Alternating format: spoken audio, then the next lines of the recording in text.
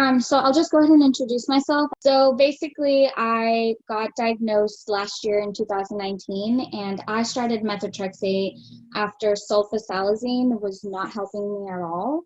I started out with pills, and then I ended up needing some injections because the pills were giving me a lot of side effects. So that's kind of what my journey has been. I got off of it 2 months ago because I needed a live vaccination for chickenpox, and that's 2 doses, and they have to all be a month apart. So I'm getting back on it again on the 15th, and I'm very nervous and scared. So I'm hoping that this will also help me be more brave when we restart. Cheryl, did you want to go ahead and introduce yourself next?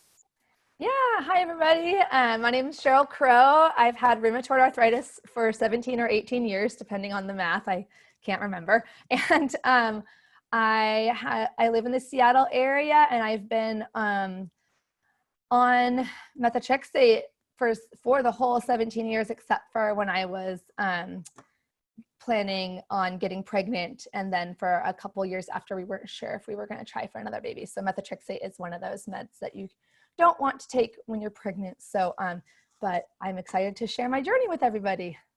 I'll happily go next. Hi, Paulina. Hey guys, girls.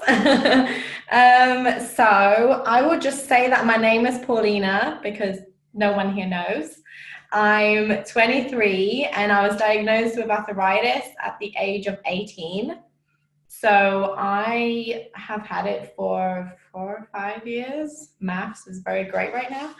And I started off with, I don't know if I should say this now, but I will anyway. I started off with the pills, and now I'm on the injections.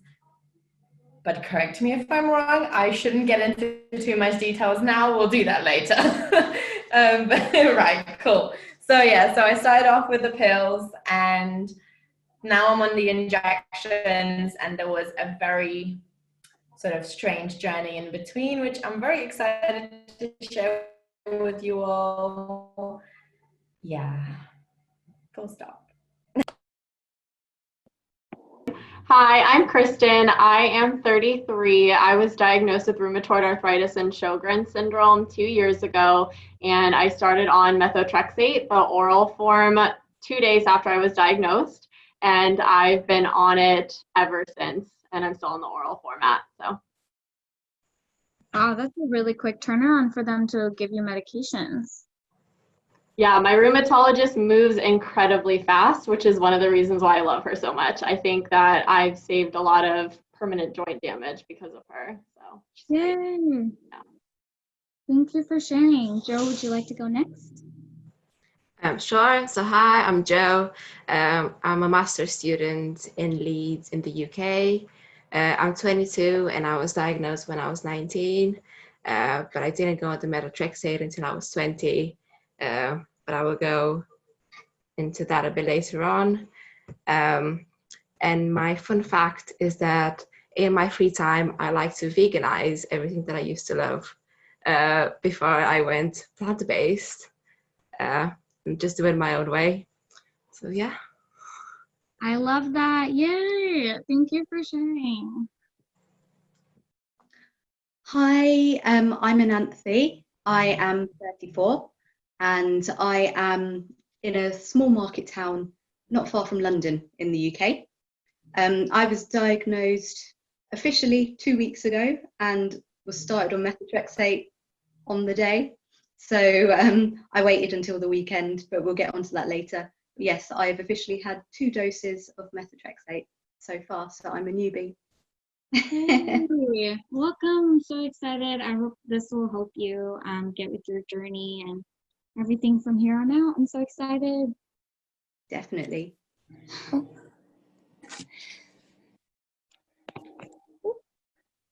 Jennifer? Hi, I'm Jenny. I am from the US and I was diagnosed with psoriatic arthritis in November. I was going to start methotrexate 2 weeks ago, but I got some type of infection. So I'm kind of waiting to get the clearance on starting it in the next couple of weeks. So I am also a newbie. Allie? Okay, hey. Can you guys hear me? Yeah. Hey, I'm Allie. I live in the United States. I currently live in Atlanta, Georgia. I just turned 27 2 days ago, and I got diagnosed at the age of 15 with juvenile rheumatoid arthritis. And I started methotrexate back in 2016. And I was on it for about 2 years, and then I thought I was in remission, went off it about 4 months, and then had to go right back on it again. And I am currently on it, and that's me.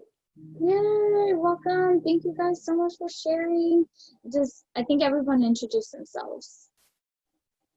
Yay, all right, so next we'll go ahead and start talking about how our journey with methotrexate has been. Anyone that hasn't tried methotrexate yet or is just beginning to, do you guys have any fears you would like to share that maybe we can clear up for you guys? We can say and we can take turns saying how we were all put on it as well, if you guys would like. Awesome. Okay. Who would like to go first? Anybody?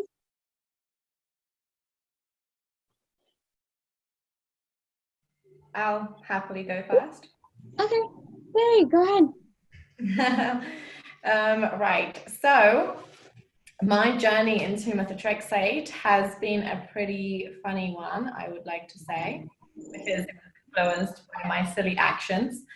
Right, so what happened was I was 18 and one morning I woke up feeling like a completely different person and not in a good way.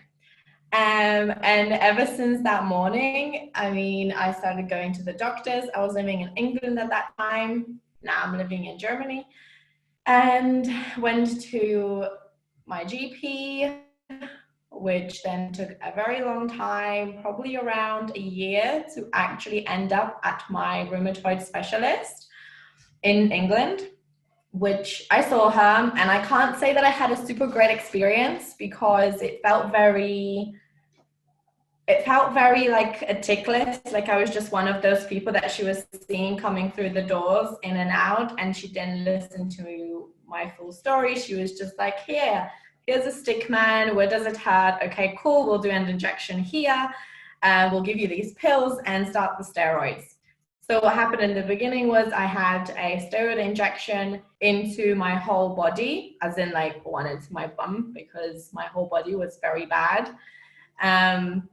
But it didn't do anything. So she started me on the prednisone, on the pills. So I was on that for, I think, a good month or even longer, while I was starting my methotrexate, which was also in the pill form. To sort of wait for the methotrexate to kick in, I had to be on the steroids to actually be able to function. And yeah, so then I slowly started easing off the prednisone, because you have to ease off of it and not come off of it drastically, or at least that's what I have always been told. I then immediately, as soon as I was officially diagnosed and put on this medication, and I was told that this is not curable, and I was told that I'm gonna have to take this for the rest of my life, I was like, hold on a minute. If I am going to be destroying my body, I mean, helping and destroying it at the same time with this medication, then I'm pretty sure there's something natural that I can do to help my body fight it, or at least help it a little bit more. So I started going to my Uncle Google and spending tons of hours of just Googling, researching, just forums or things like that, but I didn't have a community to turn to. Like we are so lucky that we have that now. At that point, I didn't know anyone who had it. No one in my family has ever experienced something like this. It was also new for my family to like adapt, I guess, because I was still living with my parents, and luckily that I was, because without them, I honestly wouldn't be able to do anything. So it was such a big like adaptation for all of us. And because all of my Google searches started showing, yeah, like you need to go on this anti-inflammatory diet and maybe try this and maybe try that, I started experimenting with everything, and I went on a lot of vitamin supplements. I started doing a lot of different vitamin and nutrition changes in my body. And as we know, it's different for everyone. So it's not like this is the diet you follow and it's definitely going to help. So I just started doing a lot of things by myself. I had every 3 months I had a check-in with my specialist. And I think after 6 months of being on the medication, I changed my diet like extremely. I was someone who was very, very fussy with her eating. I would not, for example, at that time I was still eating meat, and I was so fussy that I wouldn't even eat meat on the bone because I was like, no, I can't do that. I need to eat it differently. And I changed from being super fussy to actually experimenting with vegetables and fruits and vitamins. So the change was super drastic for me. I never ate unhealthy, but I never really focused on what I was eating. And anyways, for me, it helped being on a very high dosage of methotrexate. I think I started off on like 25 or even higher. And I was on steroids for the first couple of months. I went to my specialist, and then after I left her room where I literally didn't get much support, I was just like, do you know what? I feel fine now. I don't have any pain. I'm doing this diet stuff. I'm just gonna like throw the medication out. And that's what I did. So overnight, I stopped taking my medication, and I was very, very confident in myself that my diet is gonna get me there and I'm gonna do it all. And you know what? I was fine. For 2 years, I was okay. So I actually was very lucky that that's what happened, because I mean, it could have been much worse. And then after that duration of 2 years, I decided to move countries, and I moved to Germany. I moved to Germany, and I think I was here for 2 weeks, and I had my massive flare-up again in a country that I don't know the language of, don't know any people. I had my partner here, so obviously it was very helpful. But our relationship was also very new, and we were only together for like 5 months or 4 months, I think.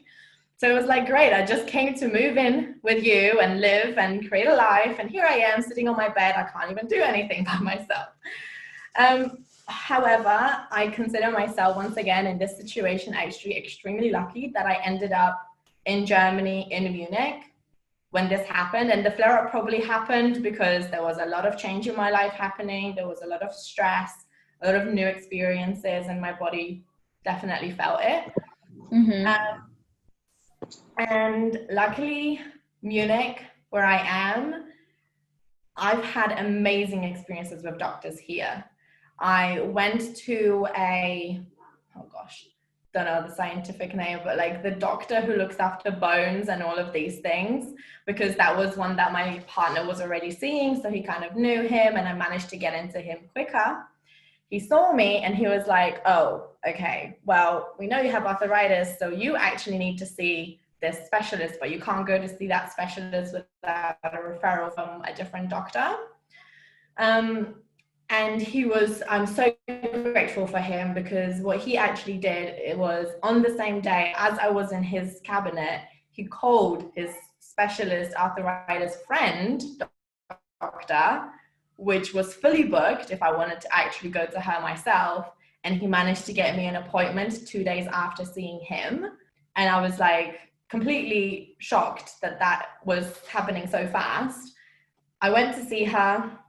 And she is like the best I could wish for, or the best I've experienced in my past experiences with other doctors. She looked at my symptoms. She fully listened to everything I had to say. I could sit there as long as I wanted and talked to her. She examined all parts of the body that were achy and felt them, and did ultra scans and all of these different things. And then she put me on methotrexate again, but on the injection form. And in England, no one even told me that injection form of methotrexate existed. So I was like, oh, okay. And obviously for me, anyways, I felt that injections was something that I felt more comfortable with as much as an injection does. And with the pills, now that I have a comparison, I've been on the injections for like 2.5 years. I don't have that many side effects as I used to with the pills. With the pills, I experience a lot more hair loss. I still experience it a little bit now, but with the pills, I experienced it much more. And I was very fatigued. In the injection form, I still feel that, but I don't feel it as much. Okay, yes, that's true. Yes, so, sorry, I got distracted with the comments now. I don't know if I'm speaking too much or whatever, but I'll just continue. Right, so yeah, so then she examined me and she put me on methotrexate injections, which so far I've had a really good experience with. I started off at a really high dosage again, but now I'm back and I'm slowly coming off of it, and I'm on from starting at 25, I'm now down to 7.5, and I'm slowly decreasing it. So far it's going well. I haven't been able to decrease it much more because the winter here was actually a lot longer than usual, and that affected my joints. I was a little bit worried to take me off of it because for me, the weather impacts me quite a lot actually, and the cold weather especially. So yeah, so far so good. I've still experimenting with diet, and exercise and movement is very helpful for me, but this is just my own experience. Every one of us is so different. Every one of us experiences things in such a different way that we can just talk about what's helped each one of us. But I don't know, did I miss anything? Does anyone have any questions? Maybe I didn't go into enough detail about something, or I'm boring you. No, I love how you also talked about the side effects. So from here on, we're just combining the two questions. That way we can all just have this organic discussion. I love how your doctor's experience has been totally different in Germany versus when you were in England, and I'm happy you got to move there. Yay! Does anybody else also prefer pills over, injections over pills? Because what do you think, Cheryl? How do you feel? Have you tried both also? Yeah, I was initially put on pills, and I did them for a long time because I liked the convenience. It's funny because when I'm speaking, my face doesn't come into the middle, but when anyone else does, it does. Anyway, I'll just edit that out. It's just weird. Do you guys see my face coming into the middle of the screen when I'm talking? You do? Okay, it must have to be just to do with if you're the speaker. Okay, so yeah, after I had my son, which was 11 years after my diagnosis, my body changed in a lot of ways. So my stomach became more sensitive. And so I noticed that I was just slightly feeling nauseous. So my doctor suggested doing the injection to be easier on my stomach. So I prefer that, but yeah, I have no needle phobia. I know for some people, the needle phobia makes it hard to do the injections. Yeah, thank you. Did you want to go ahead and share how you were first put on the meds? Yeah, so what's funny is most of my stories from my journey of rheumatoid arthritis are really long, like my diagnosis saga. I call it a saga because it was really, really long and painful. But my journey with methotrexate was really quick because I was diagnosed, at the age of 20 in 2003. So there was no Facebook, there was no Instagram, there was nothing. Like Facebook was literally being developed at Harvard at the time. So it's really hard, I think, for younger people to imagine that you would get a diagnosis and you just listen to your doctor. Like there was no sort of like, I mean, of course you would look at the side effects on the little thing from Walgreens, but I have a lot of really vivid memories from that time. I have no memory of any concern about methotrexate because for me, I had been in so much pain physically and emotionally for years. And then I finally had a doctor that was listening to me and told me, this thing can give you relief. Yeah, it might have some side effects, but the evidence says that this is the most likely thing to give you relief. And I was like, yes, give it to me now.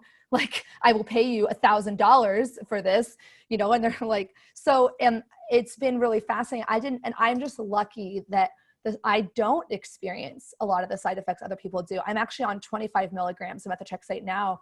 I've slowly climbed up over the years from like 10 to 25 again. I didn't have to go up that high until after my son. I don't want to scare people who want to have kids. Lots of people with RA can have kids, and my condition's pretty well controlled now, but it was dicey for a little while. And so we had to try lots of different things. It was like whack-a-mole. So, but and I have to say I have a little bit of tiredness afterwards, but I know a lot of people talk about the dreaded methotrexate hangover. And I literally didn't hear about that until like the late 2000s when I was on social media. I was like, why do people keep talking about the methotrexate hangover? I'm like, are they talking? I actually took it literal because I thought they meant, because you're not supposed to drink when you're on methotrexate, you're not supposed to drink alcohol. So I thought, oh, they like are having a hangover because they accidentally like drunk alcohol while they were on methotrexate, but actually no, they're talking about fatigue. So, so yeah, I did not have any fear about it. I was like purely just relieved to have an option. And, this is like really nerdy, but if you look into the history of rheumatoid arthritis treatment, like the late 90s and early 2000s is right when they had first come out with the biologics. So the rheumatologist went from like, we barely have anything for you to like, they are like excited. Like the rheumatologists are like, we have these amazing meds that can like change your life and like change the trajectory of the disease so that you don't have like guaranteed permanent joint deformities. And so I was like, sure, sign me up. So, and I know we were going to talk a little bit about, advice for injections. Just real quick in general, my advice for injections is to go quicker. It's kind of like ripping the Band-Aid. So the faster you go, the less it hurts. Definitely when I had those, I mean, I don't have a needle phobia, but it was still hard. It was a learning curve to learn it. And sometimes I still am like a little bit like, I'm not going to go very fast. And then it's like hurts way more. So just go for it. And I like control, so I prefer to do it myself. I wouldn't want someone else doing it for me, but everyone's different. But yeah, that's my journey. Any questions about that? Yay, thank you so much for sharing, Cheryl. You're welcome. Your journey has been really long, so it's really good to hear over the years how you have, found ways to control your disease and have your body do whatever you want it to do. Sometimes you do have to succumb to your illness, but I think for the most part, you are always such a bright, positive energy. So thank you for sharing. Thank you. Is there any questions, guys, for Cheryl? No question from me, but I'd love to just add on top of that about the injection tip. I have the same. In the beginning, when I was first put onto it, the nurse had to do the first injection to show me, and that was scaring me more than what I'm doing now. However, even now, I'm like 3, 2, 1, and then I close my eyes and I do it. And even though I've been doing it every single week for the past 2.5 years, and actually what bothers me more, and I mentioned it on my Instagram the other day, or was it yesterday or today, that actually what makes me feel nauseous is the smell of the antiseptic wipe than the actual injection itself, which is very funny. So I don't breathe when I'm doing it because it just makes me feel very Oh my gosh, I totally agree. I think you end up making these connections in your brains to, I don't know, yellow pills for me is it, like any circular pills, I hate them all now. And I didn't even have a pill phobia. I would be able to swallow 8 of them at a time. I did 12 one time when I was taking the methotrexate pills. Now I do 1 at a time. It's just, my sulfasalazine now is super huge. I just don't know why they make them so inconvenient. I know. A quick tip for pills, and I don't know how I figured this out, but if you take a really deep breath before swallowing it, it goes a lot better. I have no idea why that is. Or, I mean, you could always ask the pharmacist whether it's the kind of pill that you can, cut into with a pill cutter or grind. Oh, it's not sulfas. Sulfas are known for being some of them, harder. But taking that deep breath, it's almost like, I don't know if it opens your throat up or something, but it's what I've done when I had to take the prenatal vitamins, which are also notoriously huge. They are enormous. Yeah. Okay. Thank you guys for chiming in. Ali, did you want to tell us your journey with methotrexate? Yeah. So like Cheryl, my journey is really long, so I'll try to make it short. So I didn't go on methotrexate when I got diagnosed. So I got diagnosed. I had MRIs. I had my knee drained 3 times, and then I had arthroscopic knee surgery in my right knee. And they went in there and they took all the gunk out, is what I call it. And I had like a tumor in there. And so they took that out, and it was a benign tumor, but they took it out and they tested it and they said it was rheumatoid arthritis. And this was back in Saudi Arabia, which is where I was living at the time. That's where I grew up. And funny, actually, they couldn't find it in Connecticut. They didn't see the tumor. They didn't see anything wrong. So I actually got diagnosed in Saudi Arabia. And then, so that was back in 2009. And I was actually good for 6 years after that. So no medication, nothing. The surgery did really well. The surgeon actually said, you're probably going to be good for 5 to 6 years, but then it's going to come back. And he was like spot on. So 6 years later, it came back and I got my knee drained. And then after that, I was fine. And then fast forward a year later, it all came back in like full force. So my knee got inflamed and I had to get it drained. And I was in denial that I had RA because it was only in one joint. I had it nowhere else, just my right knee. And so because of this, I went to every single doctor you could go to. I went to different countries. I went to Italy, Saudi Arabia, and the States. I saw doctors in Florida, New York, New Jersey, Pennsylvania. And that was in a span of 7 weeks. And every single week I had to get my knee drained. So for 7 weeks, I was either on crutches, a cane, or a wheelchair. And this was back in 2015 to going into 2016.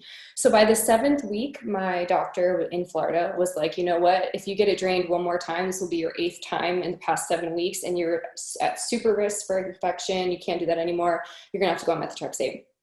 And at that point, I was like, fine, whatever, I'm done. Like, I can't walk. I got tested for Lyme disease. I got tested for everything, and everything came back negative.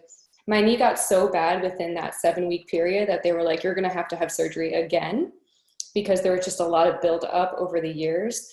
And so I went on methotrexate. Back in 2016, I gave in. And like Cheryl, I didn't have social media at the time. I mean, I did, but it wasn't like I have now where I've met all of you. So I didn't know a single person with RA. I joined a group on Facebook, and it was all ladies in their 70s. And it made me so depressed, and it was awful. And they were telling me that the methotrexate is going to kill me. It was just a mess. And so, and no one in my family has it. I'm the only one. And so it was really hard for me. And when the doctor gave me the pills, like Cheryl said, I was just like, all right, like pills. Like I had a pamphlet and I read it, and I didn't even know it was a form of chemotherapy at the time. Like I was just like, all right, the doctor gave me these pills, I'm gonna take it. And so I took it, and my mom was with me at the time, and I was feeling really sick. I just remember being super sick for the first 2 months and not really knowing why. I just thought, whatever, it's my RA. And so it wasn't until like 2 years later, and within those 2 years, I had surgery again. And I was on it for 2 years, and then I was like, I'm going to make an account because I just need to meet people that are going through this, because I feel like this is hell and I can't do it anymore. So I made the account, and I met a ton of people who were on methotrexate, and I learned it was a chemotherapy, and I realized why I was having the hangover. And I'm on the pills. I stuck to the pills the whole time. I never did injections. 1, because I didn't even know that was a thing. And 2, I handled the pills really well. I do get a hangover. I'm actually having one right now. I took mine last night. And I've always been on 10 pills this entire time, so 25 milligrams. And my doctor was like, if you handle the pills quite well, then you don't really need to do injections. Like, you can if you want, but right now you don't have to. It was kind of inconvenient because I was traveling a lot, and she was like, it's fine, you don't have to. And I don't really get nauseous, I just get tired. So yeah, and then in between those couple of years of being on methotrexate, I made myself go into remission, kind of like Paulina. I went off of it myself. I was like, I can do this. I can do the natural route. I'm doing it. I did it without telling my rheumatologist. I weaned off it correctly. I did it within a couple months. And then I went in and I was like, I'm on 0 pills. And they were like, this isn't good.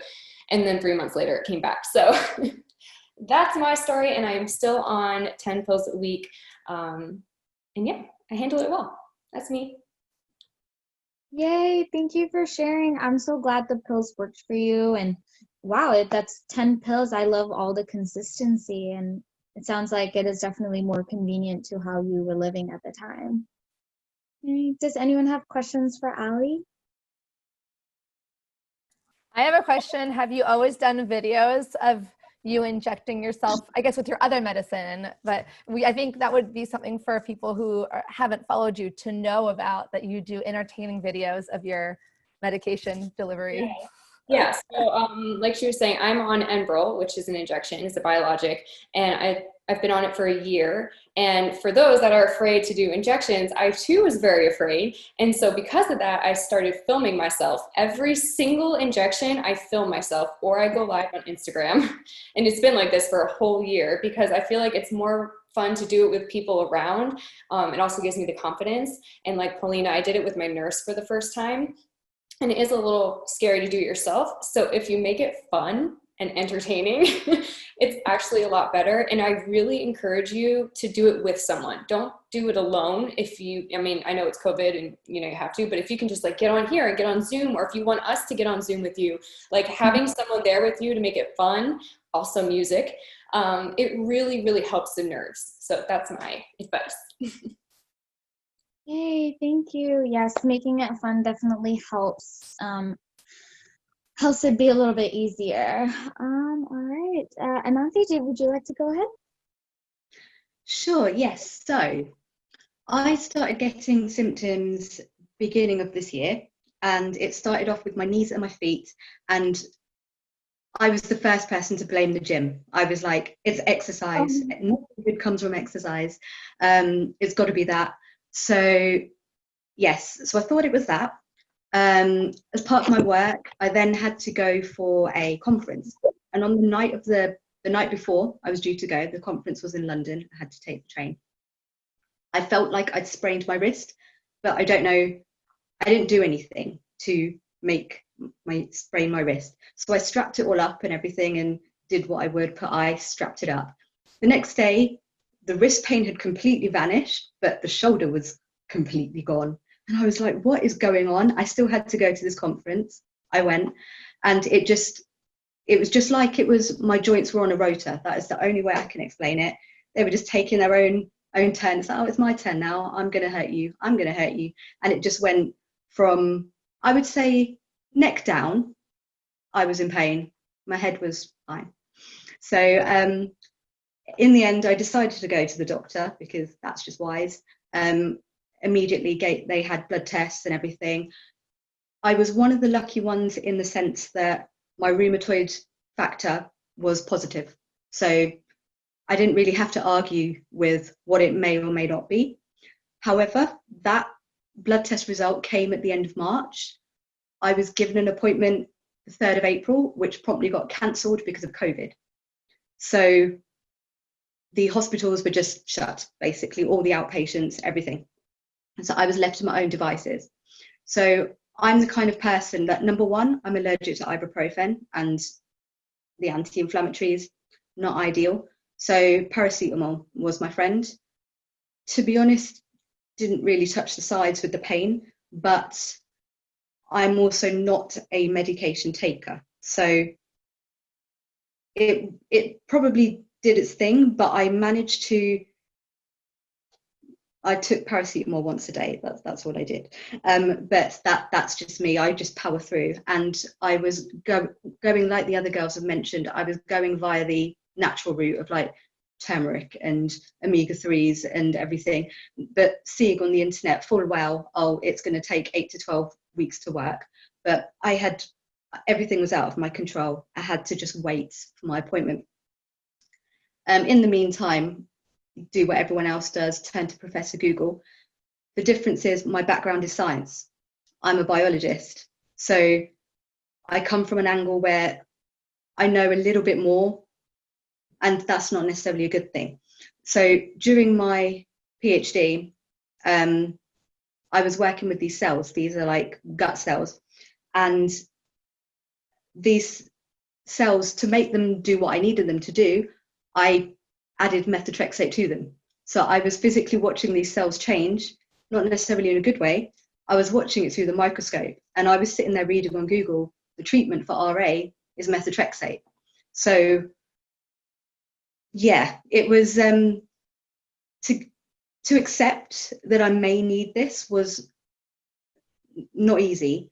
So again, going through the natural route, paracetamol, omega-3s and everything. And I think it got to, so this was from April, it got to about mid-May when my body was not giving. I was struggling to walk for more than 10 minutes at a time. Squeezing toothpaste took 2 hands. You know, it's like when it's got to that kind of level, you're like, okay, I need the help. It's going to have to be whatever the doctor gives me, I will take it. Doesn't necessarily mean it has to be long term, but I will take it. And so I came to that acceptance and finally got seen 2 weeks ago. And lo and behold, I was given a methotrexate straight away, along with the steroids, because of course, methotrexate takes its time to work. So I've been given prednisolone, yes, to start with, and then to wean myself off over a 6-week period, and methotrexate 15 milligrams. So I've taken 2 doses. Again, it was more the fear factor beforehand, but it wasn't so bad. I started getting a little bit queasy on Saturday night, but it was like 10:30. So I went to bed and I woke up and I was fine. And yeah, I've been absolutely fine this time. Actually, last week I had a headache. This time, absolutely fine. So water's been my friend.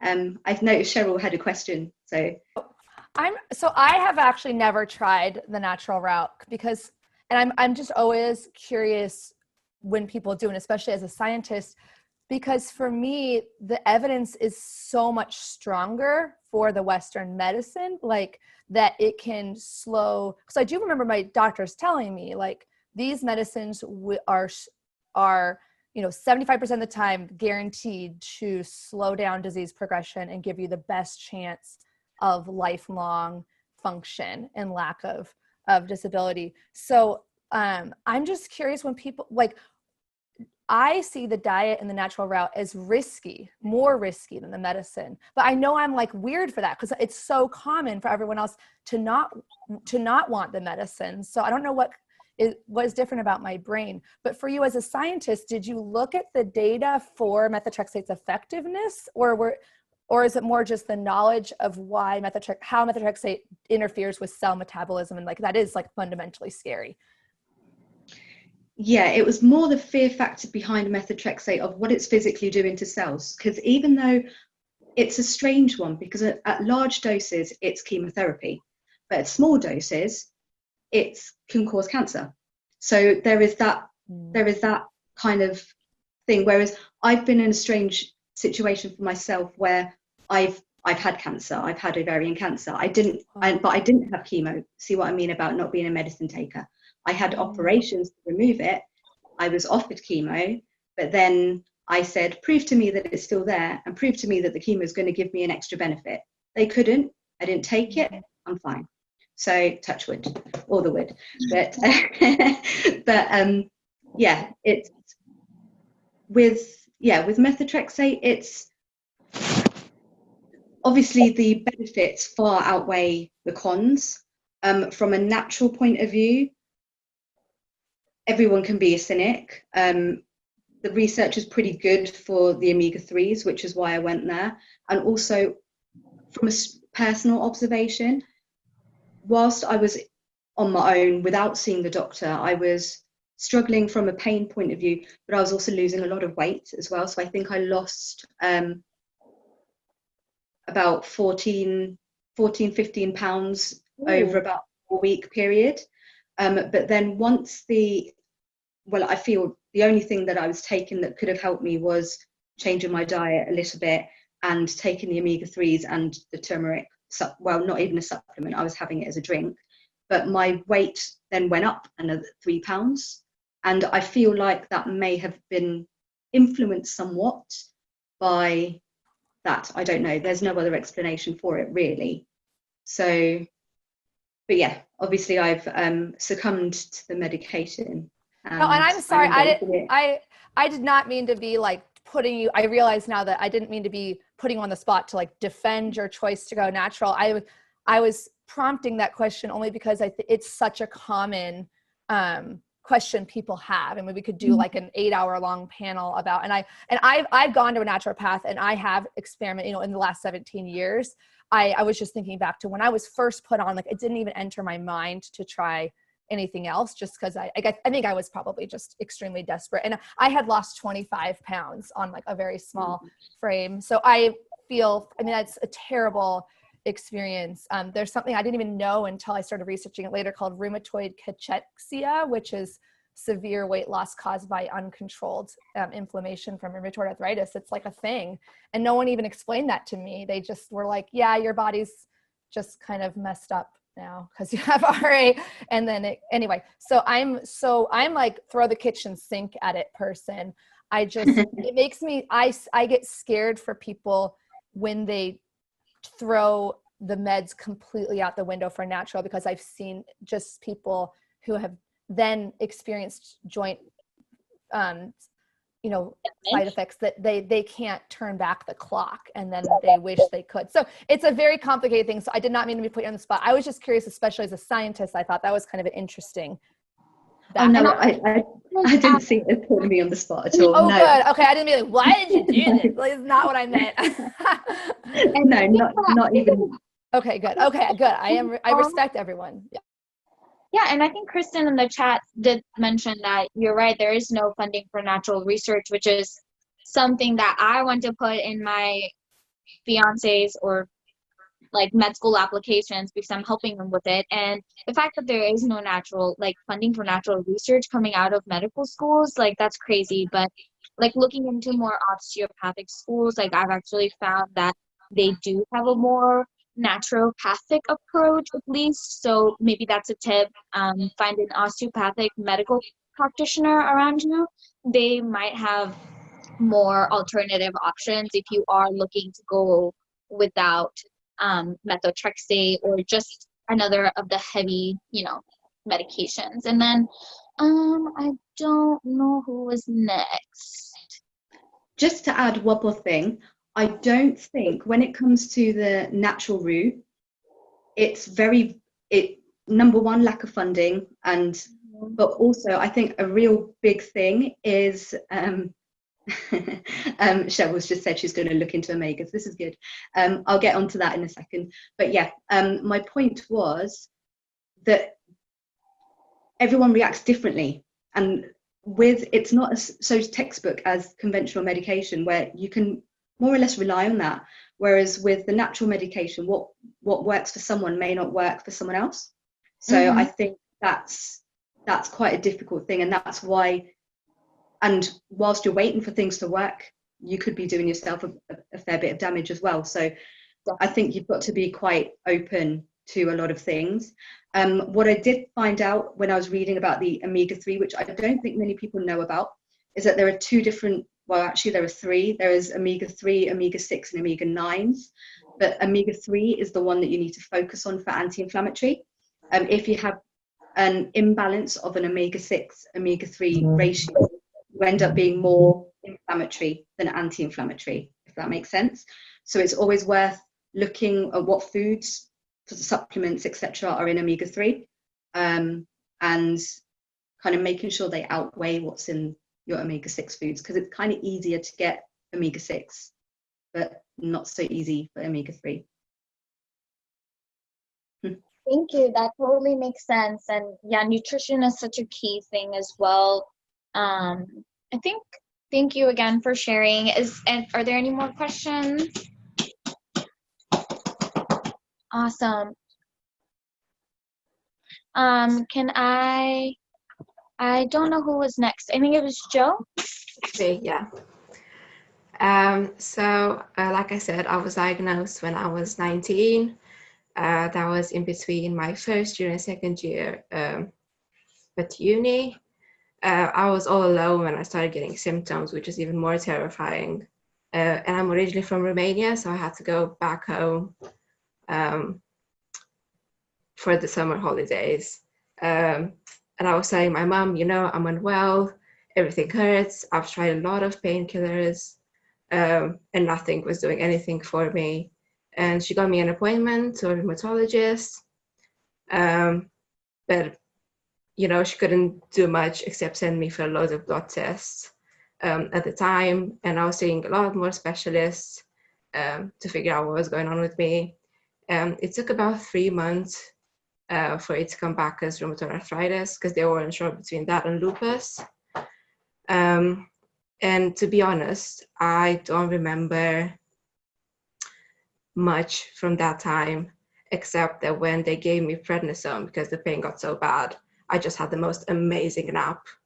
But that's about it. And they told me about Methotrexate. But my mom is very much the natural way person. And I forgot to mention, but the same as Ananthi, I am a biologist. So I know a bit more about what's going on, but it's not always good. But very much at that time, my mom was kind of controlling what I was taking. And she said, you know what, we're going to try the natural way first and then go from there. So that's why I didn't start my Methotrexate until the following year. And so I did genetics as my undergrad. And in my second year, everyone's favorite condition was rheumatoid arthritis. And it was terrifying how much they were talking about it and all of these treatments. And I thought, I have to do something, because I had almost no mobility in my right hand.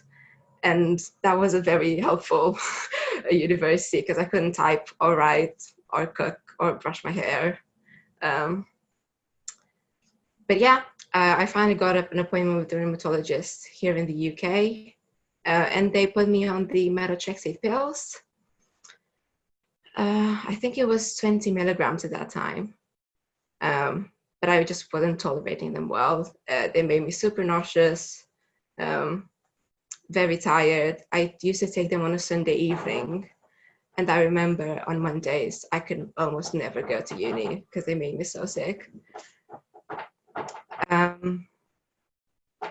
Yeah, I was really scared of the injections because I was I had a bit of a phobia, but after having to do a lot of blood tests, it kind of went away.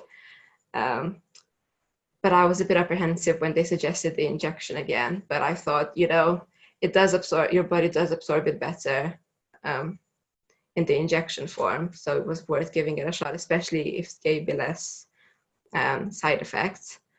But I was really scared. I think I was with a nurse and it took me about an hour just to inject myself. And I was really embarrassed at that time because it seemed like a waste of her time. But yeah, I was tolerating the injection much better. I quickly became a pro at it. But yeah, so except the Methotrexate, I'm also on sulfasalazine. And I used to be on hydroxychloroquine as well, but that made me really unstable. So they got me off it. I think that's about it. Yay, thank you so much. I've actually met very few people who are also on sulfasalazine because I guess they're more like older treatments according to some live health doctor I was talking to, but it does work for me with the combo. Thank you. Are there any questions, you guys? Awesome. Thank you for sharing. So I had said I would go next, and I think my story is also like everybody. It is a saga. So I've basically had symptoms since I was 14 years old. I first started in my wrist. It was a bone that was sticking out. We went to the ER. I wasn't insured, and we had immigrated to America about 3 years ago. So we obviously didn't have insurance or anything. So getting diagnosed was not even in the question. They basically threw a splint on it, told me to go look at it, get it checked out by an orthopedic surgeon, and no orthopedic surgeon around my area would see me without insurance because of liability concerns.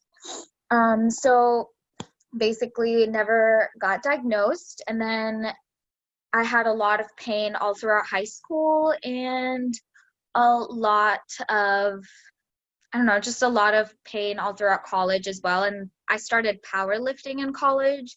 So when I started having a lot of pain again, I was like, oh my gosh, it's because I'm working out. And I was totally blaming the gym. I had actually won a competition in 3rd place. So I was really excited and to keep going. But then I got scared that I was ruining my body, so I stopped, and everyone was like, oh yeah, it is definitely your working out that's causing you to be so much pain. And I don't know, ever since I quit, I started hurting even more because it was actually helping my circulation, getting the exercise I needed. So basically things got a lot worse where I was working at a senior living and I was on my feet all day. I got put on methotrexate a year and a half after I was in my worst flare.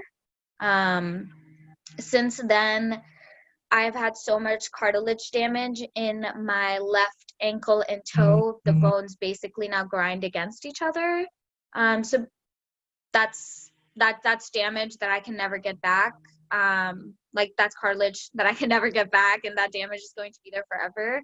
So basically I still limp all the time, and I didn't think methotrexate was doing anything for me until I went off of it 2 months ago.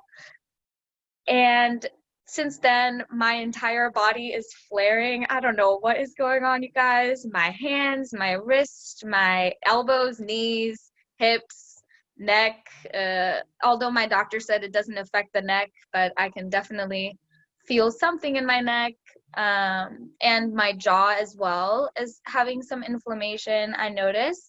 So I don't know if anyone else had that experience with your jaw. And then my side of you as well. Thank you. Yay, I'm not the only one. So I actually stopped chewing gum because I thought that's what was causing my jaw pain. But no, guys, it was not. Anyway, so my side effects with methotrexate are so bad. Yes, see, yay, everyone agrees jaw is evil. I don't feel alone, and that's why I like love this community. I never knew anybody else's mouth hurt. I thought that was me because I talk so much.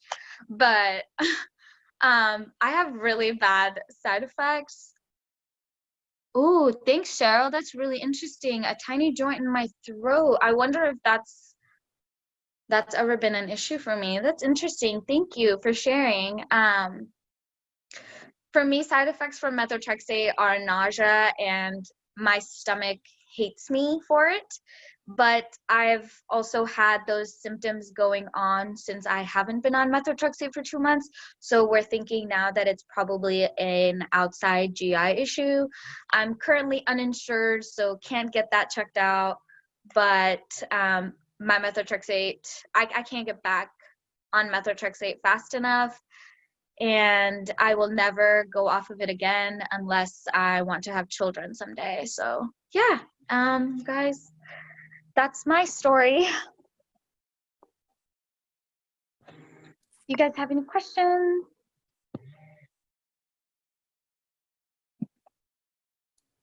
Awesome. Anybody who would like to go next? Let's see. I think it's just Jenny and I left. Awesome. Okay, I can go first. So I feel like my diagnosis story is very brief, and I feel extremely grateful and lucky for that experience because I know that that's not necessarily typical in our community. My dad has rheumatoid arthritis and my mom has Sjogren's. So I'm a perfect combination of my parents. And I think that's actually why I knew what it was so quickly. So I started, my first like aha symptom that brought me to tears was my shoulder. It was my right shoulder. I woke up in the middle of the night with the most severe pain I've ever experienced in my life. I was crying. I couldn't sleep the rest of the night. And I told my husband that morning that I had to go get it checked out. I was like, I don't know what I did. I was rowing a lot at the time, so I blamed it on rowing, which rowing is like one of the most gentle exercises you can do for your shoulder. It's very low risk. So that didn't make a whole lot of sense, but I went to the doctor and they were like, here, they did x-rays, everything looked fine. They were like, here are some anti-inflammatories, take these, put your shoulder in a sling and you'll be okay. Then like a week later, it shifted sides and I was like, okay, this is not an injury. This is probably rheumatoid arthritis. And so I went back to my general doctor and they ordered labs, just like the full gamut, testing for HIV, Lyme, just everything. They got those results back. My rheumatoid factor was actually negative at the time, but I think it was I always get these confused, but I think it's like CRP. Does that sound familiar to people? That was high. And so some other things were off in my labs as well. So they sent me to a rheumatologist. Took 4 months to get into my rheumatologist. So I was just waiting and agonizing pain, but you know, such is life. And by the time I got in to see my rheumatologist, my rheumatoid factor had increased so high, it was off the charts at that point. So right then and there, I got diagnosed with rheumatoid arthritis and Sjogren's. And like I said, I was put on Methotrexate 20 milligrams that day. So I started my dosage 2 days after. I was really nervous when I first started taking it just because I had seen my dad taking it. And while he tolerated it well, but I mean, you know, he's in bed like the day after taking methotrexate with the fatigue and just, you know, it's not your normal life, right? And so that's one thing that I think I wasn't prepared for when I got diagnosed, was not fully understanding or accepting that like things were going to have to change. This was not just going to be business as usual. I was going to have to grieve for kind of my former life, and what I thought I was capable of doing was going to look a little bit different from here on out. And so I'm still kind of dealing with that. I think I have my ups and downs. I'm in my final year, hopefully, of my PhD program, and I've had to really change my pace a lot, and it's been tough, not gonna lie. But yeah, so next day for my symptoms, but the side effects are definitely something that, you know, I wish it wasn't there, but unfortunately that's not reality. So grateful for the medications, not so grateful for the side effects. Thank you for sharing, Kristen. And I can't agree with that more. I don't think there's any way we can really prepare for starting to mourn our old lives. And I think that's the biggest thing I've seen, especially in my household, just mourning our like former lives is the hardest part. Thank you for sharing. Does anybody have any questions for Kristen?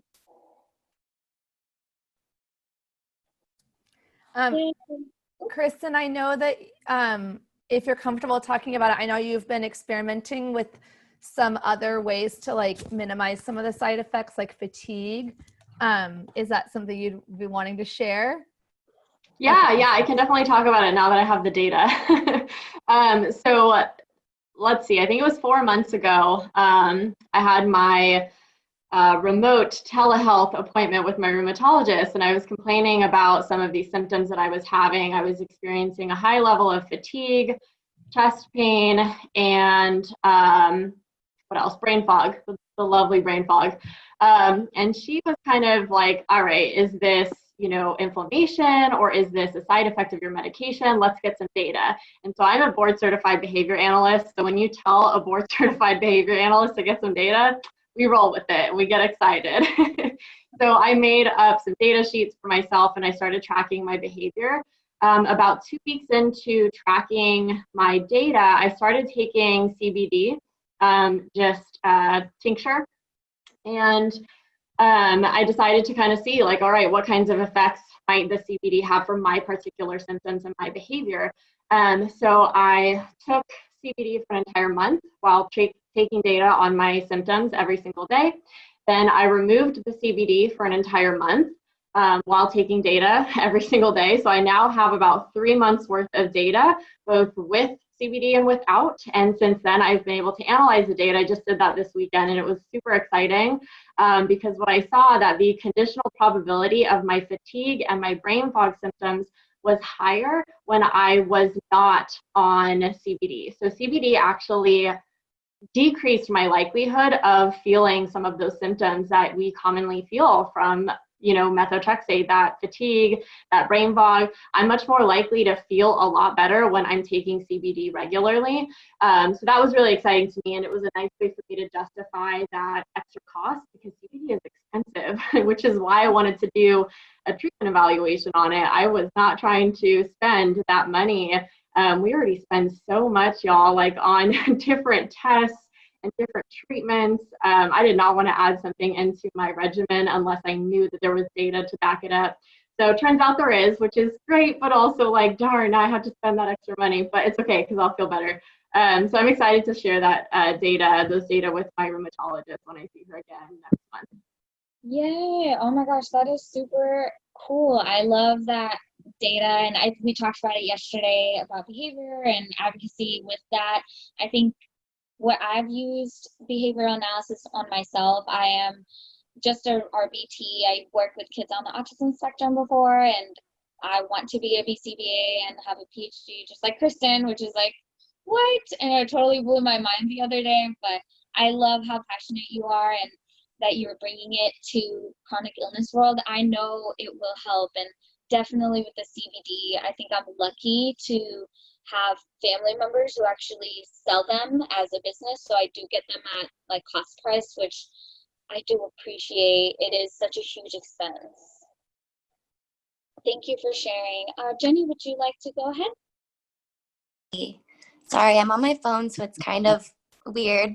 But kind of like for Kristen, I've had psoriasis since I was 12. So they've been watching my joints for a long time just to see if it would come on because it's kind of an expected thing. But I had a scare 2 years before I actually had the real arthritis. Kind of my wrist started to get a little sore. So they checked me out for like the CRP, which measures inflammation, and they checked rheumatoid factor and everything, and it was negative. So 2 years from that, then we kind of just let it go and it wasn't anything. And then last year, I think it was sometime around then, I started doing HIIT workouts. So sprinting and running really fast and doing that type of thing. In the US, I don't know if Orange Theory is a thing everywhere, but it's a high intensity interval training workout program. So I was doing that about 5 times a week and really got into it. And in the summer of around August of last year, I started to have some hip pain while I was running, and I had a running buddy that we would try to, compete with each other, and eventually I couldn't keep up with him, and I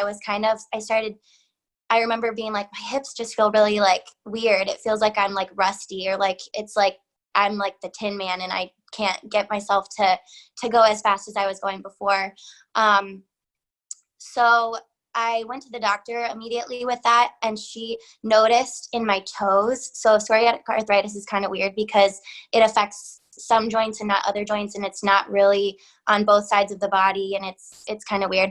But she noticed that my toes were swollen, they call it like sausage like looking toes. So she kind of found that and was like, you know what, this seems like it's psoriatic arthritis. So immediately she got me into the rheumatologist, and it was going to be a 6-month wait, but then somebody got somebody canceled their appointment and they called me and I got in right away. The first thing with psoriatic arthritis and psoriasis is not actually methotrexate. It's Otezla is what they wanted to put me on before. So immediately I started Otezla, and that's kind of a newer medication that is specific to psoriatic arthritis and psoriasis. It worked okay, and for a little while I felt like I was getting better. I started to like jog again, and then I'm also a nurse, so I started working more rotating schedules. For a long time, I was just doing day shift, but from the needs of the floor, it moved around. I started working night shift, and the night shift actually really messed with my body and made my joints hurt so much more. I was limping every day. I would only work a night shift Friday, Saturday every 4 weeks. But the way that it would happen is I'd work my night shifts, and then it would take those 3 weeks to heal from the night shift, and then I'd work it again, and it would take those 3 weeks, so I was never feeling okay. So then I worked with my employer, and we made it so that I could work during the day, and that helped a little bit, but it's still not great. And so this is where the step comes where I start moving to methotrexate. And like a lot of people on here, I'm a nurse and I know a little bit more, and sometimes that's not always a great thing. I'm an oncology nurse specifically, so I see the side effects of the 300 milligram methotrexate, and I see more of the extremes, and it's not a great thing because I was talking to my rheumatologist and they love this drug, and they're like, it's not something that you have to fear, it's something that you have to respect, because it is going to have some side effects, but it's the safest thing that we know right now, and the most effective to keep your joints healthy and safe. And I think that along with the natural stuff, what people were talking about with sometimes maybe I know there's not a lot of research with that, but I think for me, sometimes fear can distort our idea of what is safe and what's not safe. So it's not necessarily rational that we're more comfortable with the natural stuff, but it is natural. And so sometimes I think we're like, okay, well, our bodies are natural and natural things must be good, and scientific things that can cause cancer later on might not be good. And I think it's not necessarily the fact that we don't know that the methotrexate is good and that it will help. It's the fact that it's scary. And so fear makes us irrational. So. Yeah. Thank you, Jenny. Yeah, I read that on your profile when you shared your doctor said it's not to be feared. You have to respect it.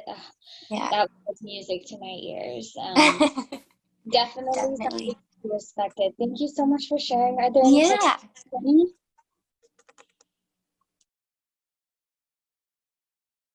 Yay. Okay. So I feel like a lot of what you guys have said is, we've covered a lot of advice too, but I wanted to go ahead and do some advice pieces for injections. Does everybody if everyone is on injections, are you guys planning on doing it yourself, or do you already do it on yourself, or does a partner help you? For me, Romy does my injections. I'm just honestly too scared. I watch him every second as that needle is going in, but I can't be the one holding the needle and like sticking it. I've even tried to find auto injectors for methotrexate, but those are $745 for like 2 little things, and there's no way my insurance would pay for it, and I can't pay for it.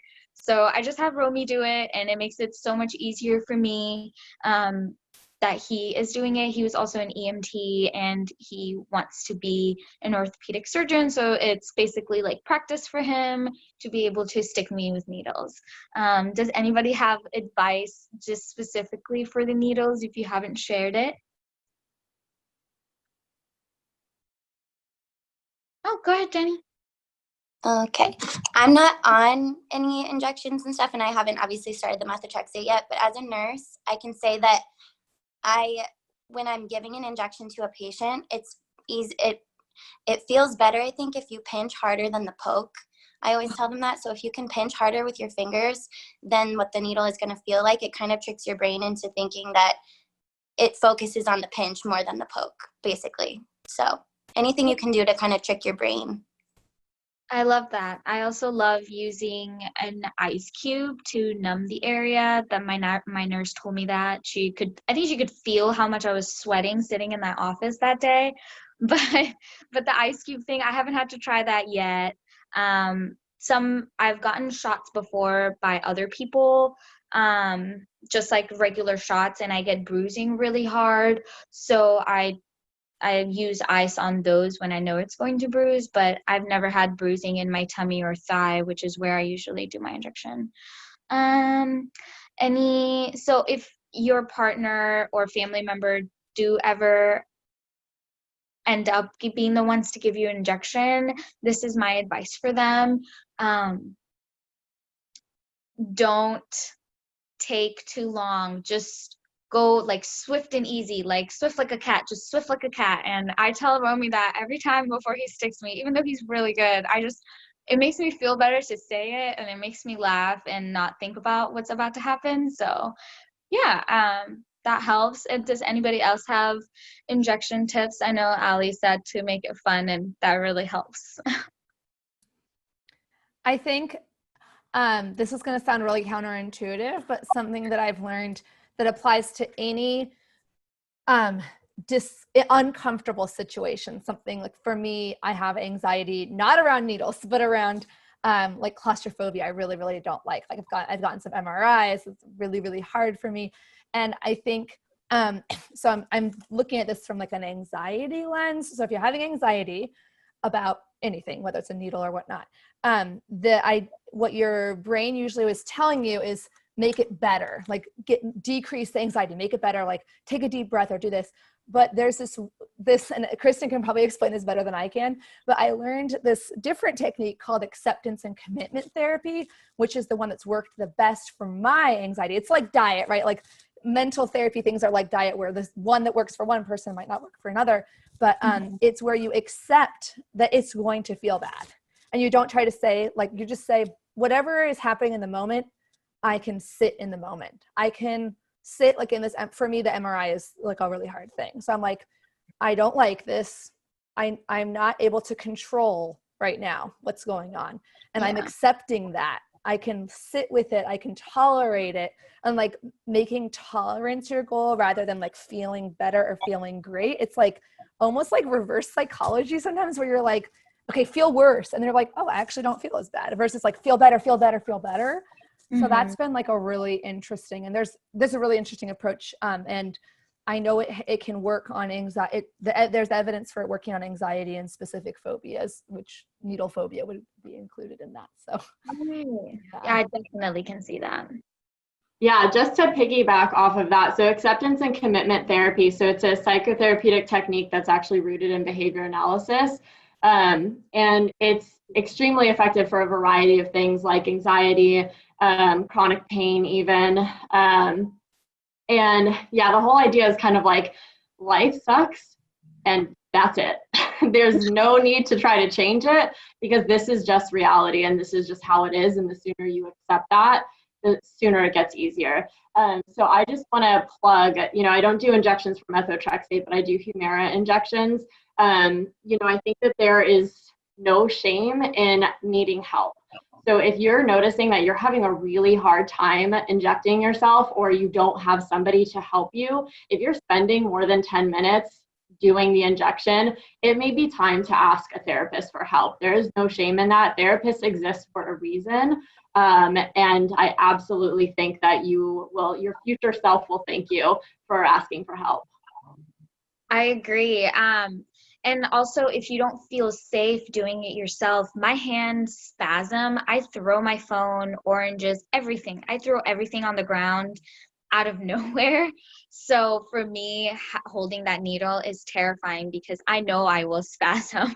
So if you don't feel safe, I know there are insurance plans and governmental assistance, at least in the United States and California, that will provide you home health nurse to come support you with your injections. You just have to tell your doctor that.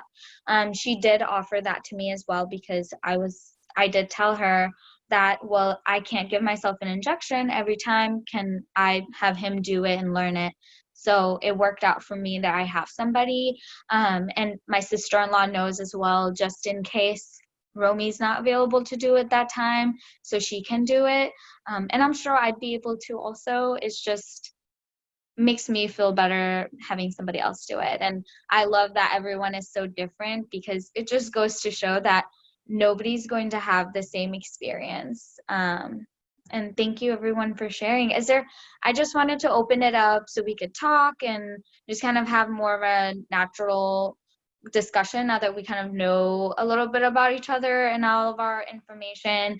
And again, if you guys have to hop off, feel free to do so.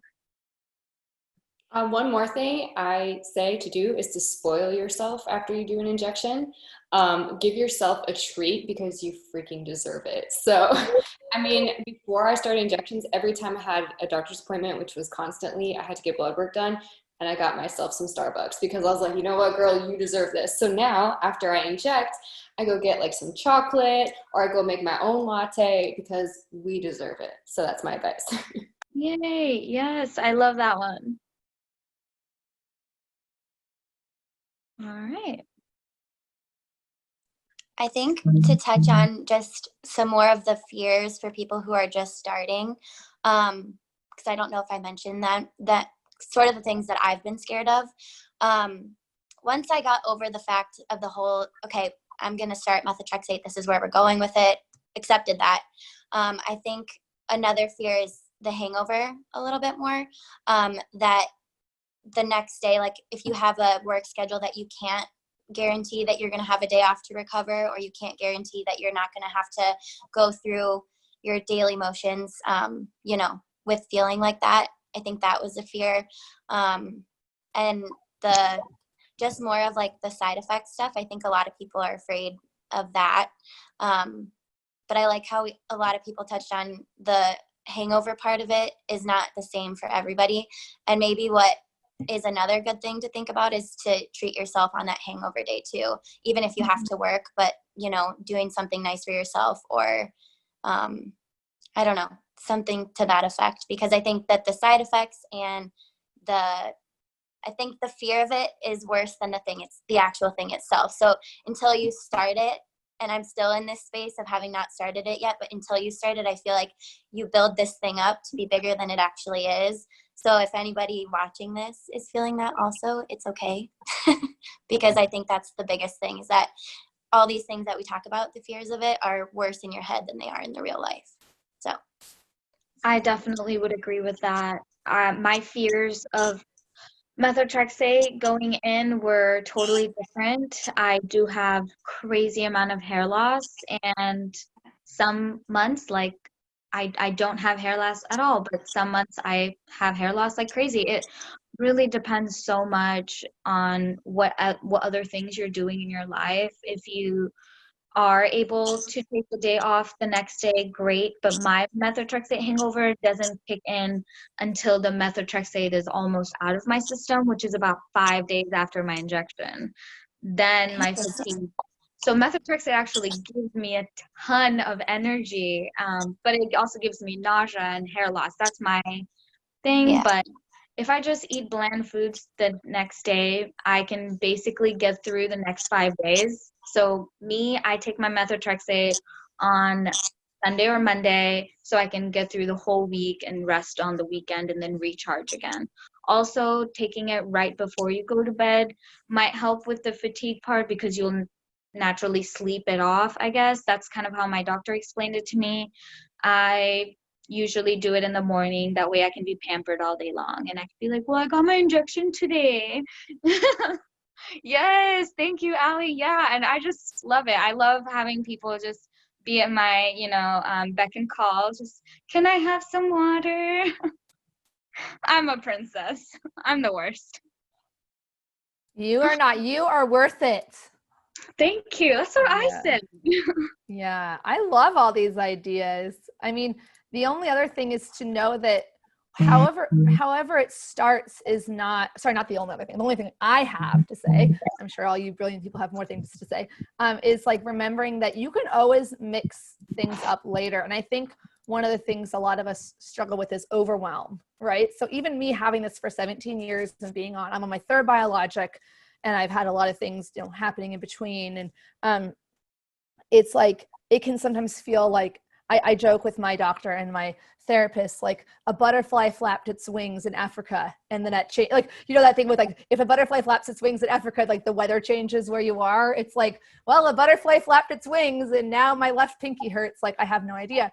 But if you do start, like Kristen is a big, real hardcore data collector, I've been able to kind of get away with not being as perfectly maybe of a data collector, but you can kind of start saying, okay, I'm going to start it at night and see how I feel the next 2 days, and kind of just briefly journal about that, and then try it on the morning the other time. And then just, it can start feeling really empowered by the idea that, oh, I'm kind of in charge of tweaking things. And yeah, so I think that can be really useful. Yeah. And I think that's, the other thing is scheduling. I do, because I don't seem to have the severe fatigue a lot of people experience, but I do feel a bit tired the next day. Like, I'm just used to feeling tired at this point, but I've started taking it closer to the weekend, like Thursday night. And I was going to say something else. I forgot. Okay, never mind. The brain fog. Oh, that's actually what I was going to say. So in the last 17 years, the best I've ever felt that entire time was when I was pregnant. And so when you're pregnant, some people, not everyone, with autoimmune diseases, it goes into remission. But the thing that stood out for me was, not only did my physical symptoms go into remission, I felt more energy than I had felt in a long time. And then I realized, wait, so if I've been on methotrexate this whole time, at a certain point you just accommodate to it, and you're like, this is what I feel like this is this is my body, right? So I actually, since I haven't been off of it other than pregnancy, I actually don't know how much fatigue I have. Do you know what I mean? It may be causing, and not necessarily a distinct hangover the next day, but it may be just causing this baseline level of fatigue that, because pregnancy is notorious for causing fatigue. And I was like, woohoo, party time. Like, I flew to China to visit my husband. I went to Japan. We walked all around the Great Wall. I was going swing dancing. I was like, I've never felt better. So there is a certain point, like, I know sometimes my doctor has been like, well, do you think this is happening, or is this? And I'm like, I literally don't ever completely know, unless I go off of something, what's causing what, unless it's like severe. Like, when I did start on a medication for anxiety, and I had, unfortunately, it's a very effective medication and it works really well for my anxiety, but SSRIs are kind of notorious for having that 2 to 3 week, like, it's like hard to get, your brain is like spasming, like, and you're like, whoa, I feel weird. Like, I feel like this is very distinct. If it's not like a severe side effect, you get to this point where it's just hard to know yet, trial and error, like what is causing what. So anyway, for whatever that's worth, there was a point in there somewhere. No, I love it. Yeah. Like everything, I think trial and error is the key to finding what works for you, because what works for me is not going to necessarily work for Cheryl or for Paulina or anybody else on here. And I'm sure we can all say and relate, like, yes, I have that same symptom and everything, but just being able to keep going and just keep trying new things. Paulina, did you want to go ahead with your comment and tip? Yeah, I'd love to. Actually, just a second, and sort of add a little bit more on acceptance and fear. One thing that has been helping me, but of course we have our good days and we have our bad days, what's been helping me a lot mentally is trying to stay in the moment and accepting what is now.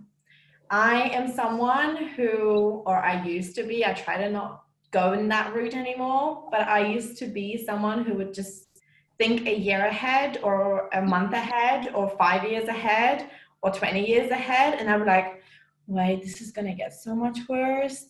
I'm just gonna continue, and this is gonna get this and that. I'm not gonna be able to this. I'm a dancer as well, so I'm like, well, I'm not gonna be able to dance at one point in my life, and what am I gonna do? And I continuously found myself going into a spiral. And I mean, stress and all of this, it really doesn't help us.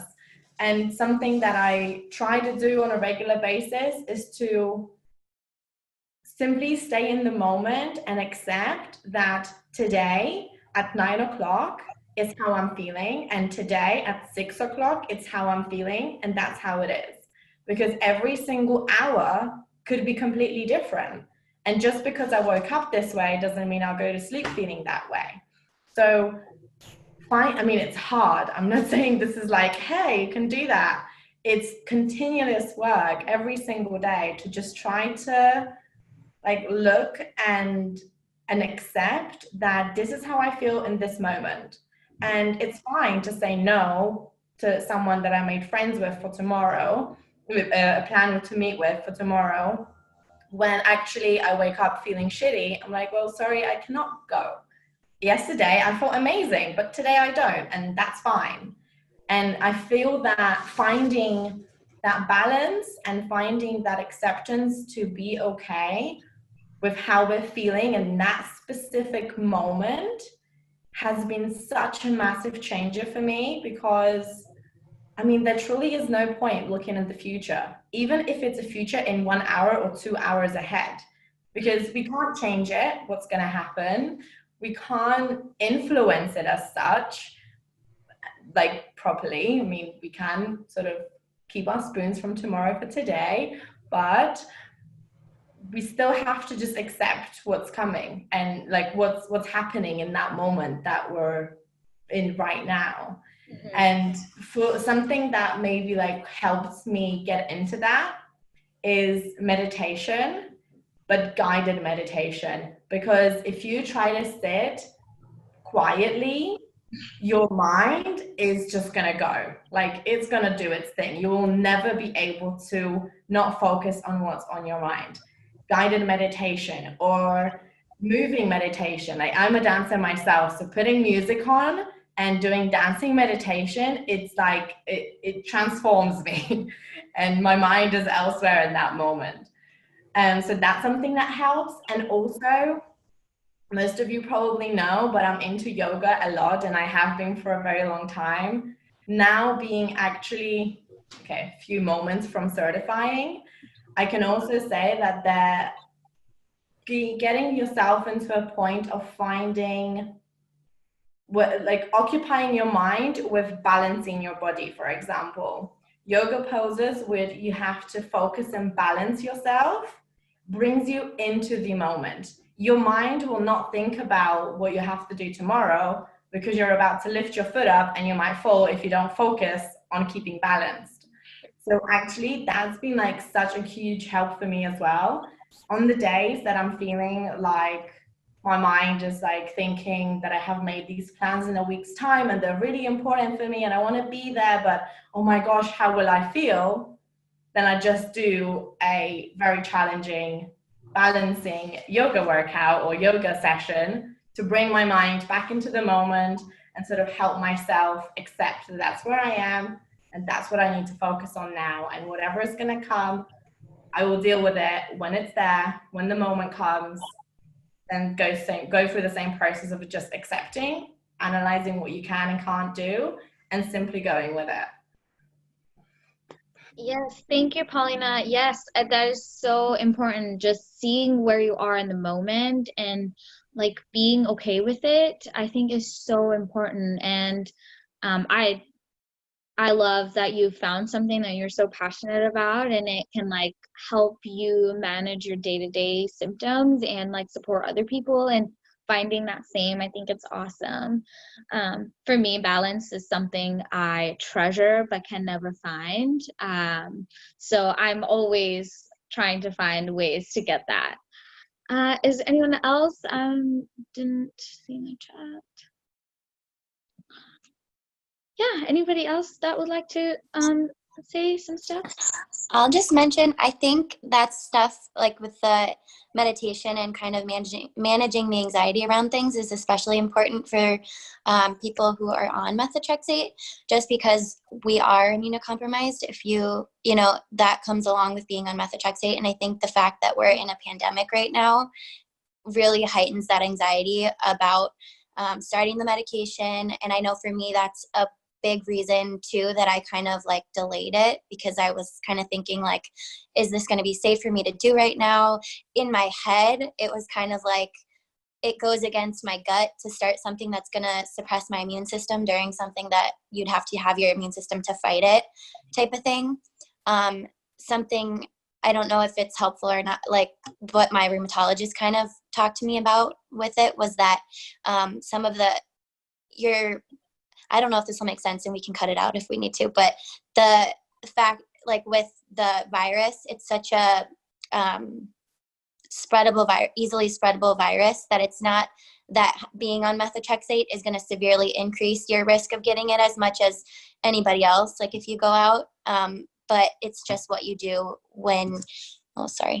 but as far as how you're going to treat it when you get it and what you do with the medication. So she kind of explained it to me that even when people are getting this virus, they're using immune suppressant medication to kind of calm the immune system's response to the virus. And so it's not necessarily increasing your risk of getting this specific thing. It's just what you do with it when you get it and kind of how you manage from there. So I know that a lot of people, especially right now, are probably anxious because of the state of the world that we're in with starting. So that's something maybe we want to touch on too. I don't know.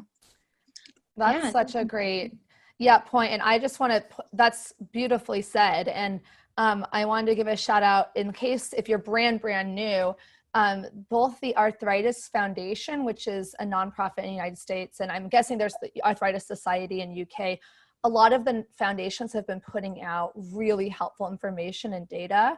And the same with the American College of Rheumatology and the European League Against Rheumatism. Those are the professional associations for like doctors and health professionals who work in rheumatology. And some of them have been doing webinars and times where you can actually chat with a doctor. And so the evidence so far has been showing that we are not, if you don't have any other risk factors in addition to just the RA, if you don't also have asthma or a history of bronchitis or anything, that the outcomes aren't as bad as you would think, given that it's intrinsically immunosuppressive. So that's pretty, it can definitely assuage some of that fear, hopefully. But yeah, I can't imagine if I had gotten diagnosed today with all the increased access to data and the pandemic, I think it would definitely, I almost feel like ignorance was bliss in my case. Like not only I wasn't like a biologist, like half of you guys are like biologists. I was like, it's fine. And there are conversations about this that I want to quickly mention that because I'm an occupational therapist, so I am a health professional now, but I wasn't when I got diagnosed.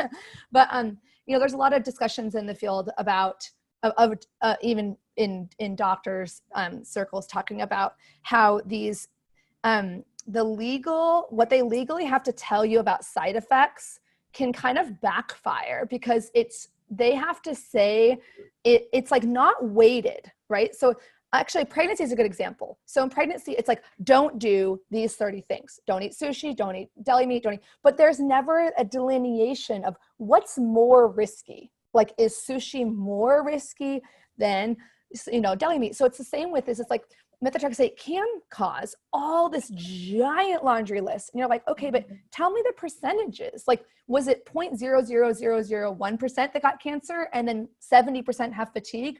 That's a lot different than 70% get cancer and 1% get fatigue. So anyway, a lot of doctors feel like those are supposed to be there to protect patients, because in the past pharmaceuticals were like, hey, just take it, it's all fine. And then people were like, I'm dying, what's happening? And then, but now they're like, okay, protect them, tell them everything bad that could happen. And then it's like meant to protect us, but it actually backfires because then people are scared. Anyway, so there's probably some solution. So if it helps at all to hear this, at the beginning of the shutdown, I called my doctor frantically because I was about to start a new job and I needed a vaccination for chickenpox. And my mom had told me, you have chickenpox, but my antibodies were like, you've never had chickenpox. So my doctor was more concerned about me being on methotrexate and not having antibodies for chickenpox than me being on methotrexate and possibly exposing myself to COVID. So if that helps, like, COVID and methotrexate as an immunosuppressive is not as big of a concern for my doctor, but like me being not immunized to chickenpox was like a huge thing for her, and she flipped out and said she could actually lose her license like if I had gotten sick, because they're supposed to test for antibodies for certain things if you don't have immunization. And I didn't have immunization. I had it as a child twice. So we thought that was maybe enough antibody buildup, but it clearly was not. So, or it could have been something else. But yeah, so I would really, help with the anxiety. I feel like CBD is something that works for me in anxiety. It doesn't do anything for me for pain at all, topical or ingestion, but my anxiety is amazing with CBD products. So if you are, feeling a little bit more anxious, I would suggest like trialing some of them as you experience methotrexate. But for the first 2 months for me, nothing really happened. I didn't really see how it was helping me until I was no longer taking it. So if you are someone who's been on methotrexate and you feel like it hasn't worked for you and you're just tired of the symptoms, you may feel very differently if you do go off of it. So just if medications haven't worked for you, like keep trying, you guys. Yeah, no problem. I have to get ready for my wedding today. So if you guys want to cut this short, I'm totally okay with that.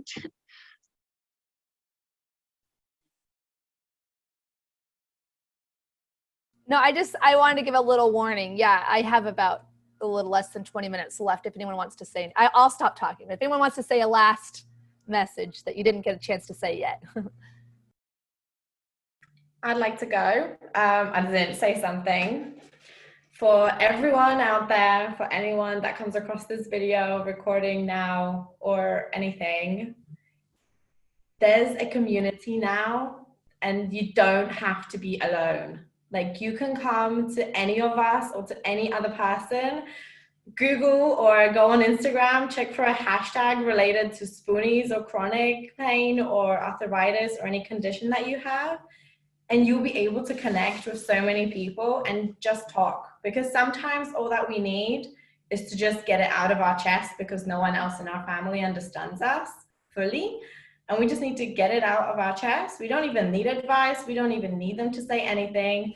We just need to say it to someone who we know understands because they're going through something like that or something similar. So you're never alone. You have a huge community now that you can join and talk to. So please just approach people and say that you want to talk. Yay, thank you. Yes, it's so true. We're all very talkative, I feel, and we're all super nice. I never knew people could be this nice, and then I fell into this community. So, yay. All right, anybody else? Yeah, I'd like to say something if that's okay. So just like a general piece of advice for everyone that is new to this and scared as we probably all were at the beginning of a diagnosis. You just have to make sure that you make a decision about where you want to go treatment-wise, make it for yourself. And yeah, it's completely fine to listen to other people and other people's stories, but at the end of the day, you have to make up your own opinion and make sure that, what you're about to do is the best for you. Because, you might have to do this, I don't know for how long, so it might as well be confident in what you're doing, and go all in based on your decision. Yes, go all in. I love that. Thank you. Okay, I am going to say one more thing. I swear, I think I have ADD. Anyway, psychiatrist doesn't think I do. I'm like, So,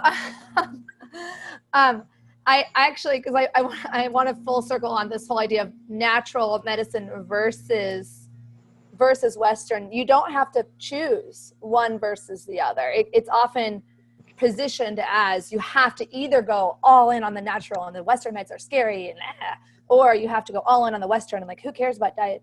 You can do both, you know? And I know a lot of people who, they start, let's say, okay, I want to be as aggressive with this as possible because I am aware of some data that early aggressive treatment is the best for long-term, maybe joint damage prevention.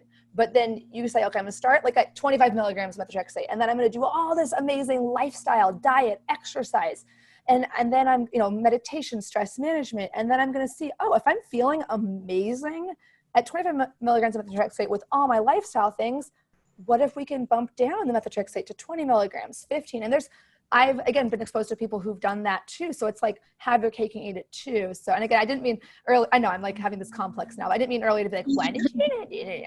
I was like, I'm just, because I am curious when people, initially when people go all in on one or the other, it's fascinating to me because I went all in on the Western meds initially and then only kind of figured out the natural complementary stuff later. So, okay, people agree with me in the comments, so I feel validated. I'm amazing.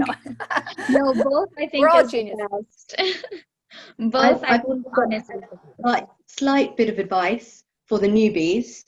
As a newbie, if you're starting up a new profile and you're beginning your journey, you will find that there are certain people that slide in your DMs that claim that they've got the world's most amazing cure. Take it with a pinch of salt. I've had my polite days. I've had my very impolite days. I would listen to the specialists and go with what they're saying. Yes, they're all saying a truckload of salt. Yes. I would prefer to put the salt on my food, but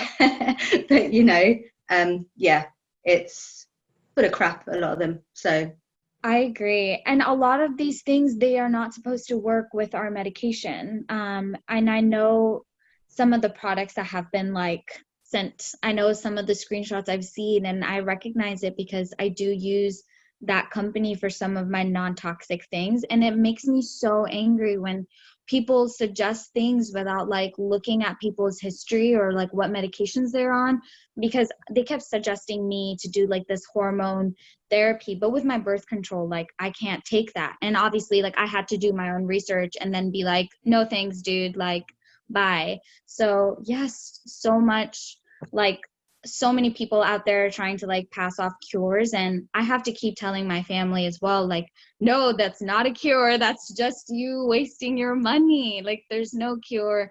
God can't make this go away. And if you are spiritual, for me, what I told my mom was to pray for strength and courage to get through this.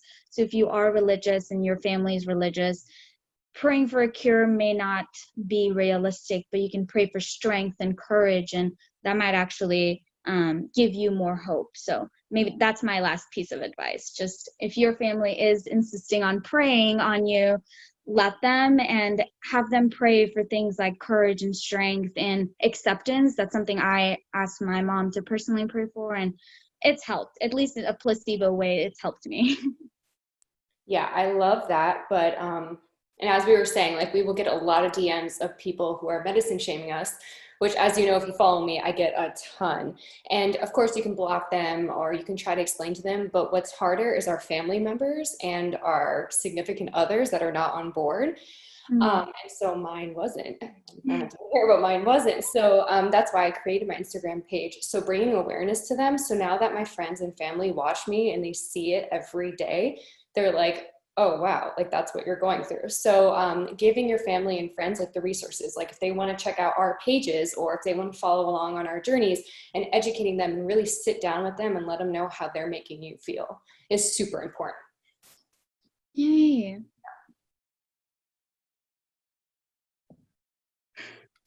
I agree with all of that. And one last sentence, because we just keep going over. We talk about nutrition, we talk about exercise, talk about these little things that might maybe help. No cure, no no claims or anything. However, what I would want to say is to not be afraid to try something new that might help. It might just help mentally, it might be a placebo, it might just be with your stress, or it might be with your pain management. But if it's not actually harming you, then don't be afraid to try it out, because each one of us is so different. that what's working for me might not work for you, but it could also work for you. Just give it a go and test it out and see how it feels. I thought you were going to say, try yoga. Well, I will say that too, Yeah, but I think it's not necessary. You guys all know that already. You know. Well, what's amazing is that we get suggested these things so often that sometimes you get a knee-jerk reaction against it. Like initially, I was like, I don't want to do yoga because everyone keeps telling me to do yoga and it'll cure my RA, and I'm mad at them. But now I'm like, wait a minute, I don't want to throw the baby out with the bathwater. Like, yoga could be amazing, and I tried it, and I was like, I like this. So yeah. We had that conversation when me and Cheryl connected a few days ago. She was like, but Paulina, like people claim that yoga can like cure their illness. What do you say to that? And I was like, hold on a minute. Okay, it's not gonna cure, but it could help with this and that. And yeah, false advertisement out there, making people feel like, I think it puts people off, like claiming that it's going to cure, puts an automatic blockage on us, and it's like, no, I'm never gonna try this because they said it's gonna cure it, and I know 100% it's not going to. So like, just take it with a pinch of salt, what they're saying. They're probably saying it because, I don't know, maybe they're going through something or they need to say it for themselves. And we don't know everyone's stories. Everyone is going through different things, and just accept that, okay, makes them feel good to say that, but no, thank you. And I will try it out. I know it might not cure it, but I will try it out, or I'll try this and see how it feels. But yeah, people making claims, I am very passionate about, like, putting my foot down on them. Yeah, I think it's important to note just one last thing as we kind of wrap this all up. You're in charge of your journey. This is your journey, no one else's. If you want to try yoga, try yoga. If you don't want to try yoga, don't freaking try yoga. It is up to you, because this is your journey and no one else's. And don't feel bad because you don't want to try something or because you do want to try something. This is your life and you're in charge. Yes, and being sick, everyone's always telling us what to do and what not to do. Man, it just makes me so crazy. So yes, try whatever you want. Don't try whatever you want. Lay in bed all day. Go running all day. It really doesn't matter, because at the end of the day, if you're not happy living the life you have, then it's just... Oh my gosh. My favorite ones are the herpes comments, like, someone help me cure my herpes. And I'm like, how did they do that? That's just like so crazy, you guys. But I'm so glad we're like not the only ones getting all these messages. I mean, they're happening to everybody, so. I mean, I think everyone, it's the way I feel about it is the way I feel about religion. I'm like, everyone is welcome to give me their pitch once. And then if I tell you respectfully that, like, I've listened to you, like, I will listen to you, because I believe, like, if I believe that everyone was going to help, they didn't take an action, it would be like, it's an act of kindness to try to save people from going to hell, right? But yeah. But if I tell you, like, I have different beliefs, then we're not going to get anywhere with this conversation, but I will respectfully listen to you. And then the second, like, after that first conversation, I'm like, okay, I've listened to you, and then, you know, we can stop the conversation. I'm bad at stopping conversations. You might be surprised at that. But I'm like, I'll listen to you once, you know, and then bye.